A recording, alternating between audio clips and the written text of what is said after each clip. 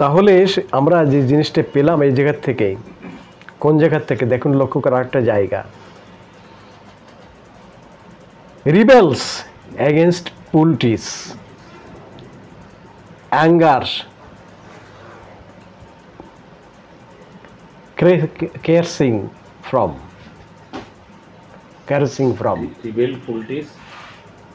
রিবেলস against politics মানেটা হচ্ছে, আক্ষরিক অর্থ হচ্ছে, আমি ওই যে পটি দিয়েছি, পুলটিস মানে পটি, এর এর এতেও আমার তারপরেও রাগ হচ্ছে, এ নিয়েও তারপরে রাগ ওই পুলটিসের প্রতি। এর আক্ষরিক অর্থ যদি দেওয়া হয় আপনি খুঁজে পাবেন না।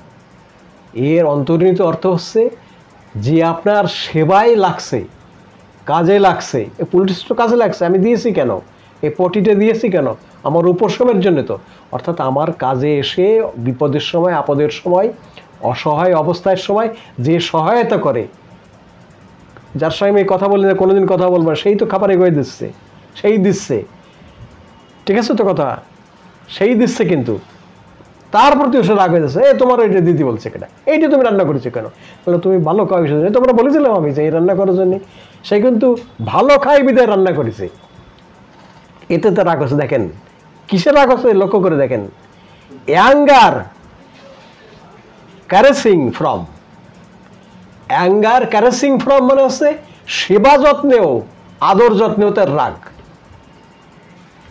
আচ্ছা, এই লোকের কাছে কি থাকা যায় দাদা? অ্যাঙ্গার ক্যারেসিং ফ্রম, তার যদি কেউ সেবা যত্ন করে, আদর যত্ন করে, তাতেও তার রাগ হয়। CARESING,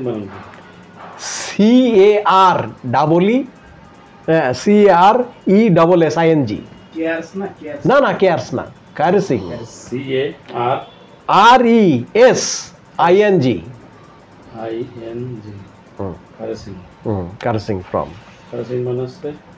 আদর যত্ন। তাহলে আমরা দেখলাম এই যে ব্যক্তি, সে যখন ওই যে ইনডিফারেন্স, কেয়ারস টু, আর এই পরিমাণ রাগ, তাহলে আমরা কি অনুমানে ধরে নেব রাগের থেকে রোগ হয়েছে? না, রুব্রিক রয়েছে, elements from anger vexation, elements from anger vexation, vexation মানে রাগ, খিটখিটে অবস্থা, রুক্ষ মেজাজ, এর থেকে তার রোগ। তার খিটখিটে মেজাজ, খিটখিটে মানে ভাব, এই লেগে আছে কার সঙ্গে? ডিসকর্ড, কার সঙ্গে লেগে আছে? বিটুইন চিফ অ্যান্ড সাবঅর্ডিনেটস, তার অধীনস্থ যে রয়েছে তার সঙ্গে তার খিটমিটে অবস্থা, বচসা লেগেই থাকে। তারপরে হ্যাঁ, রিলেটিভস, ফ্রেন্ডস, ঠিক আছে, হ্যাঁ, চিফ অ্যান্ড সাবঅর্ডিনেট, তার মতের অমিল, মতানৈক্য, রাগারাগি, তর্ক বিতর্ক, এইগুলো লেগেই থাকে, দ্বন্দ্ব লেগেই থাকে। কে? Chief and subordinates. সেও যদি চিফ হয় তাহলে তার অধীনস্থ যে রয়েছে সাবঅর্ডিনেটস, তার সাথে লেগে যাবে। তারপর রিলেটিভস, ফ্রেন্ডস, শুধু এসে জগৎ না, আরও পরিমণ্ডল, রিলেটিভস, ফ্রেন্ড, দেখা গেলো কি তার আত্মীয় স্বজন, কিন্তু ওনার কাছে যাওয়াই যায় না, হ্যাঁ, ওনার কাছে যাওয়াই যায় না, ওনার কাছে যাবো কি জন্যে, তো ওনার মেজাজ ভালোভাবে গালাগালি করবে, সে হঠাৎ করে চটি আগুন হয়ে যায়, ভালো কথা বললেও চটি আগুন হয়ে যায়, তোমার কাছে দেখবে। এই যে ডিস্টেন্স, কেন কারোর সঙ্গে ইমোশনালি কন্ট্যাক্ট করতে পারে না সে, আমরা দেখেছি তার ইমোশনাল কন্ট্যাক্ট তার ভিতরে নেই। তাহলে এই সম্পর্ক যদি তার কথা কেউ বলেও, হয়তো এই কথাটা তার কানে গেল, তার যদি এটা কানে যায় তাতেও রাগ, তার থেকেও রোগ হতে পারে, যে এমন কথা বলেছে আমারে, সেই কিন্তু অপরাধ করেছে। এই যে এলিমেন্টস ফ্রম রিপ্রসেস, এলিমেন্টস ফ্রম রিপ্রসেস, কেউ তাকে যদি রাগারাগি করে, তাকে যদি ভৎসনা করে, তাকে যদি দোষারোপ করে, তাতেও কিন্তু তার সমস্যা দেখা দেয়, মানসিক সমস্যা দেখা দেয়, এলিমেন্টস ফ্রম রিপ্রসেস। তাহলে এইগুলো থেকে আমরা আজকে নাইট্রিক অ্যাসিডের খুব মর্মে পৌঁছে গেছি, হার্টে পৌঁছে গেছি। হার্টে এই কথাটাই বলছে নাইট্রিক অ্যাসিডের, যে তার মেন্টালিটি হচ্ছে এমন যে সে একেবারে খুব রুক্ষ মেজাজের, তার এমন মানসিকতা সে কাউকে সে ক্ষমা করতে পারে না, এমন মানসিকতা সবার সঙ্গে ইমোশনালি মেশে না, দূরত্ব বজায় রাখে, আর তার সঙ্গে সব খিটমিটে করতে থাকে। যারা তার কাছে আসে এমন আচরণ করে যে সে জায়গা থেকে সে দূরে সরে যায়, সেই চলে যায়।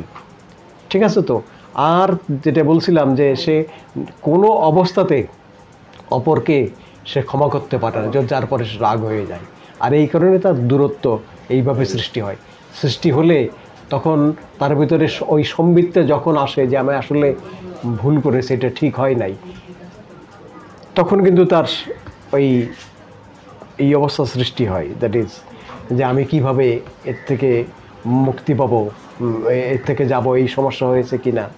আর আমরা আজকে যেটা দেখলাম যে তার ভিতরে যখন রোগ হয়, শরীর স্বাস্থ্য সংক্রান্ত বিষয় আসে, তখন তার ভিতরে যে রোগটার কথা সব থেকে বেশি ভাবনায় আসে সেটা হচ্ছে ক্যান্সার। নেক্সট হচ্ছে সে মনে করে যে আমার এই রোগ আর সারবে না, এমন একটা রোগ হয়েছে যে আমার এই রোগ আর ভালো হবে না, সারবে না। হ্যাঁ, ঠিক আছে তো? এই অবস্থা তার চলে আসে। হ্যাঁ হ্যাঁ, ওই যে ডিসপেয়ার, ফেয়ার রিকভারি নেই, ঠিক আছে তো? হ্যাঁ হ্যাঁ, ওটা তখন তো আলাদা একটা রুব্রিক, ভিন্ন আলাদা জায়গায়।